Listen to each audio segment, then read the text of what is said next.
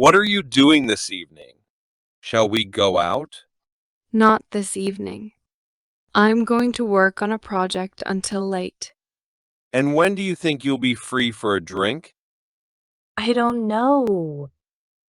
I have my diary here with me. Let me see. What about tomorrow? Are you doing anything? I'm seeing my dentist tomorrow. Is Thursday okay? Yes, Thursday is perfect. Okay. What time shall we meet? I'm meeting a friend at 6. Is 7 okay? Yes, great. But I don't have my car. Don't worry, I'll take mine. Shall I pick you up at 7 then? Okay, thanks.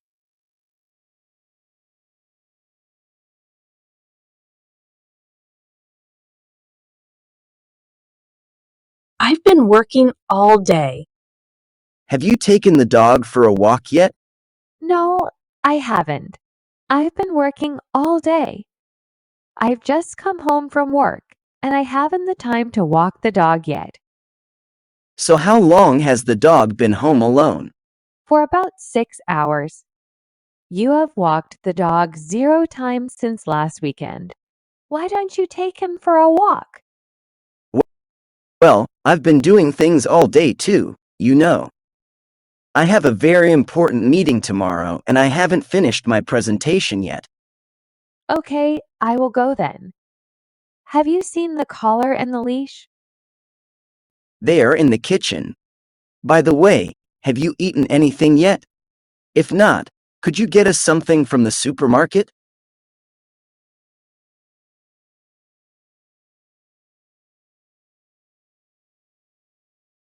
They had saved my life. Many years ago, I decided to spend New Year's Eve with my family. I didn't normally spend New Year with my parents, but I had nowhere to go, and being with my family seemed preferable to being on my own. When my parents opened the door, I could see they were smiling and that they were genuinely happy to see me. I had been addicted to heroin for 10 years, and for them, seeing me was the confirmation that I wasn't dead in an alley. Unfortunately, I had nothing new or exciting to tell them, just the same sad old stories. I had been going from crappy job to crappy job, being invariably sacked, and I had been resorting to crime whenever I was out of money. Same old, same old. During dinner, I drank up a few glassfuls of whiskey. I needed something to ease the pain because for the whole evening my sisters had been looking at me with such contempt that it was unbearable. My own sisters hated me. Then I had a moment of realization.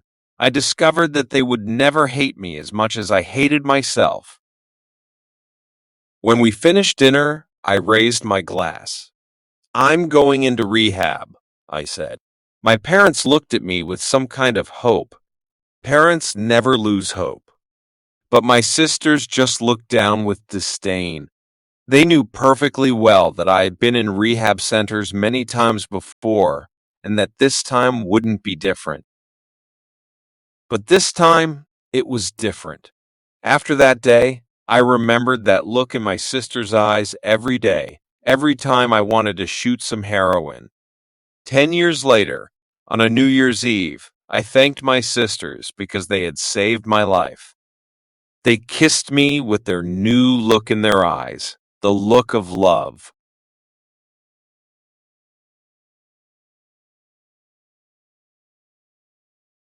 We didn't say anything. We thought that we were on the right path when suddenly we ran into a very familiar rock and realized that we had been walking in circles for quite a long time. We were totally lost, and the fact that we had already finished our water provisions wasn't very promising. We decided to go uphill because, according to John, it would be easier to spot a way out from an elevated point. He had learned that from a documentary he had seen about survival. But what the documentary hadn't taught John was that maybe it's not such a good idea to go up a mountain when you are exhausted and waterless. We had trekked 1 mile when we started to have a horrible feeling that that might be our last trek. Of course, we didn't say anything, but we could see in each other's eyes that at that precise moment we were thinking precisely the same. We couldn't walk any longer, so we decided to sit and rest quietly, because neither of us wanted to share any of our gloomy thoughts. Hello, can I help you? We suddenly heard. We raised our heads and saw a little man with slanted eyes and a childish grin. He was standing right next to us. I wondered where he had come from and how long he had been standing there. But it didn't matter really, because we were safe.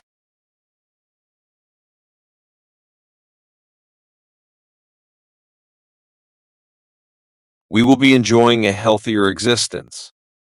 Technology is advancing so fast that by the year 2050, who knows what new technologies we will have invented.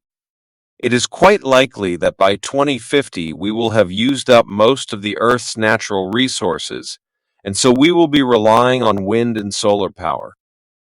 As there will be a shortage of energy, it is quite likely that at that time, scientists will be trying to find a way for us to live outside the Earth.